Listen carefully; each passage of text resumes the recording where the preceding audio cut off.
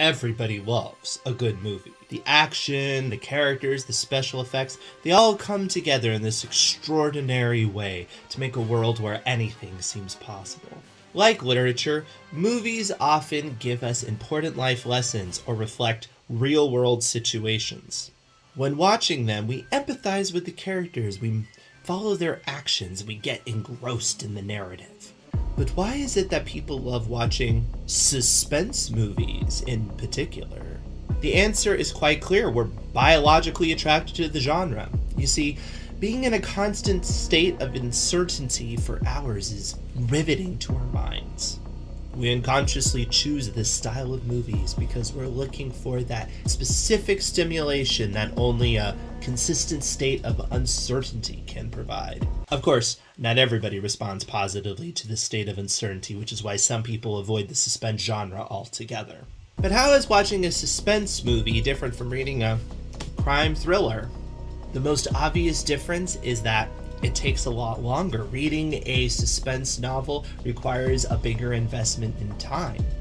And this investment in time allows our intellect to get more engrossed in the story. When we read these books, we not only identify deeply with the characters, since the authors have the time to go into a deeper dive into their innermost psyche, but we're also intellectually engaged into the mind-bending enigmas or fascinating crimes that dot these stories. As an active experience, reading makes us more aware of our intellectual capabilities. It demands more for us, and arguably offers more in satisfaction as a reward. But let's take a deeper look at this movie-book parallel. How is suspense in written literature different than cinema, and how does it affect the readers at the end of the day? Let's start with cinematic suspense. Movies generate tension by slowing the action down, giving the characters time to react to the situation and process, but just enough. Think of a hand slowly crossing the screen, reaching under the table to retrieve a gun, or to grip a rattling doorknob, for example. By slowing things down and delaying the result, the filmmaker has the opportunity to ratchet up the tension. With excitement and action comes quick edits. Tension and suspense comes at a slower visual pace.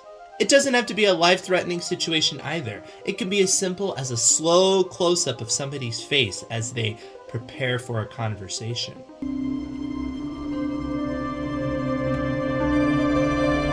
You might have noticed that unlike books, movies have the ability to use a musical score.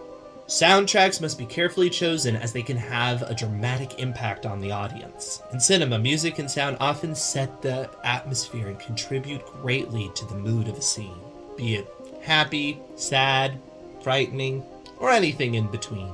A simple swelling of the soundtrack, taking advantage of musical language, is sometimes all a filmmaker needs in order to capture the emotion of the moment. Unlike an author, a film director has several different ways to convey visual information. Directors and cinematographers choose from a variety of lenses. Wide lenses, for example, can give a sense of complexity or deepness. Filming at a higher rate can create a slow motion effect, which changes the audience's interpretation to what is going on. A movie's lighting can have an impact on how a scene comes across as well. Thriller movies are usually filmed in low-key lighting in order to give a sinister atmosphere. A filmmaker might use a long tracking shot without any edits. This can make it feel much more like real life, since it's all taking place in a single moment in front of your eyes. Filmmakers can also use established actors to attract an audience and get them to accept plots that maybe would be more difficult to attract them to, or storylines that are a little bit risky. By the way, don't miss out on our other videos. Like this video, subscribe, hit the bell. Autocrit, it's a good place. So we've talked about film. Let's move on to literary suspense in literature.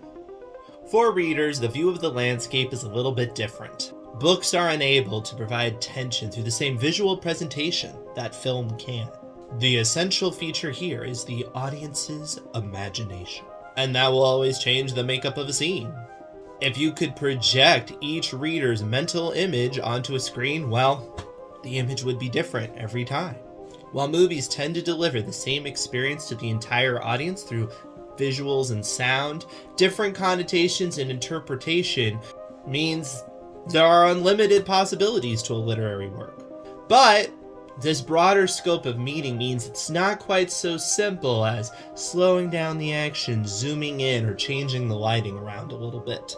It must be generated through the seeding of multiple details in order to further the plot, creating meaningful characters and being just as descriptive and complex as you need to be to serve your readers.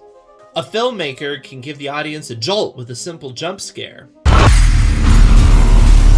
An author has to work harder than that. Since authors can't attach suspenseful music to their books, they have to instead use specific language and description to clue the readers into the tone, the surroundings, the characters involved, the feeling of mystery in the air, through description and behavior.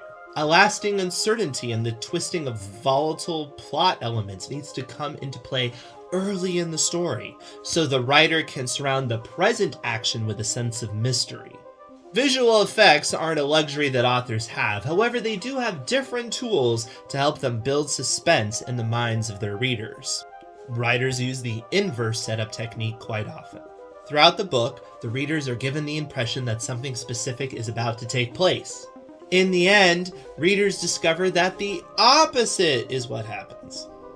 In the meantime, suspense is generated as the audience is gripped on the edge of their seat, wondering if what they think is going to happen is going to happen. A common strategy that thriller authors use is to isolate their main character gradually. Leaving them with little to no tools or people around to help them is a great way to ratchet up the tension in the storyline. Writers don't have actors conveying the lines, so the audience has to use their own imagination.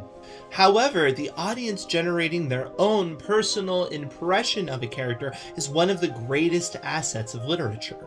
It gives a universe of uncertainty to pull from, and it can be much more riveting to try to piece together a character from the clues the author is giving you, and combining your intellectual forces together to create the experience. It engages the deepest regions of our imagination and allows us to get a stronger connection to the characters and to the story itself.